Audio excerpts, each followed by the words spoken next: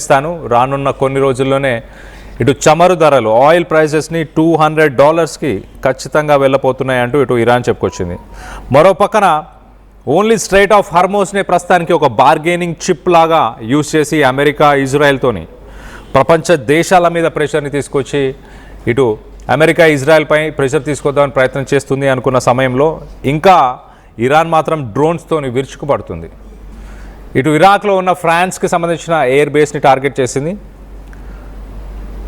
అలాగే ఇరాన్ దగ్గర ఒకసారి మనం చూస్తే కనుక కొన్ని వేలాది డ్రోన్స్, వేల సంఖ్యలో డ్రోన్స్ ఉన్నాయి. అలాగే మిసైల్స్ కూడా ఉన్నాయి. మిసైల్స్ కంటే ఎక్కువ శాతం డ్రోన్స్. గతంలో మనం చూసాం ఇటు యుక్రెయిన్ రష్యా వార్ సమయంలో ఇటు రష్యాకు 10,000 డ్రోన్లను సప్లై చేసింది ఇరాన్. అంటే దాని దగ్గర ఎలాంటి సామాగ్రి ఉండాలి, ఎన్ని వేలల్లో డ్రోన్స్ ఉండాలి.